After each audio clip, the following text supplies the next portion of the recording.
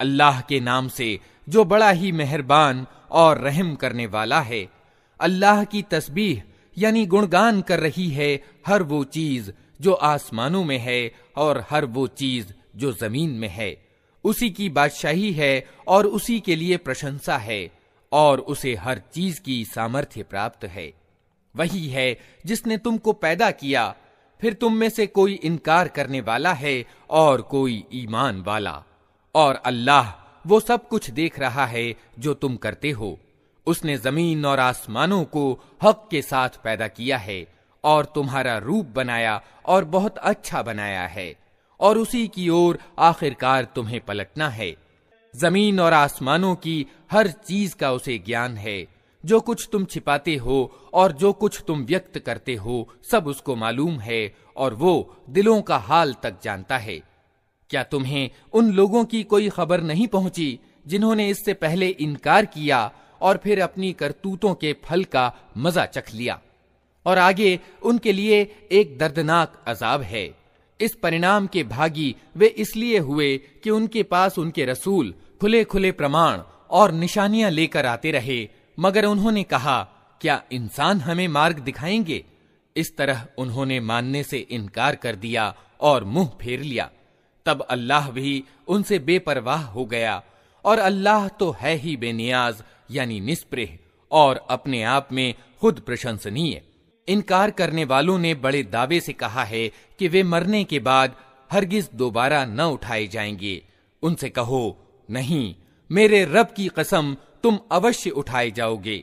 फिर जरूर तुम्हें बताया जाएगा कि तुमने दुनिया में क्या कुछ किया है, और ऐसा करना अल्लाह के लिए बहुत आसान है। अतः ईमान लाओ अल्लाह पर और उसके रसूल पर और उस प्रकाश पर जो हमने उतारा है। जो कुछ तुम करते हो अल्लाह उसकी खबर रखता है।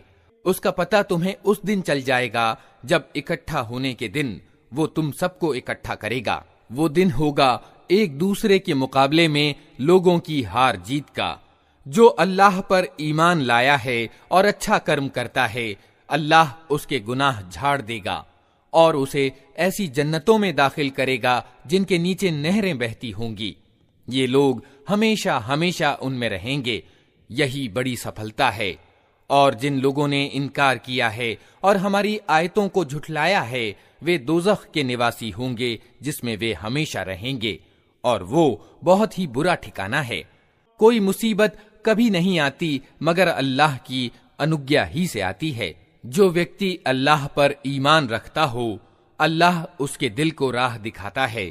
अल्लाह को हर चीज का ज्ञान है। अल्लाह की आज्ञा का पालन करो और रसूल की आज्ञा का पालन करो।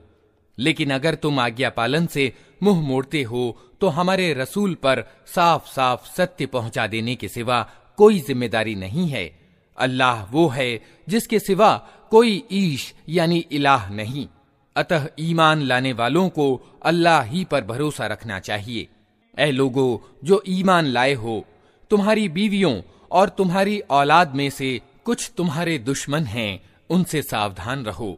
और अगर तुम माफ करो और जाने दो तो अल्लाह बड़ा ही माफ करने वाला और रहम करने वाला है। तुम्हारे माल और तुम्हारी औलाद तो एक आजमाइश हैं, और अल्लाह ही है जिसके पास बड़ा बदला है। अतः जहां तक तुम्हारे बस में हो अल्लाह से डरते रहो और सुनो और आज्ञा का पालन करो और अपने माल खर्च करो। ये तुम्हारे ही लिए अच्छा है।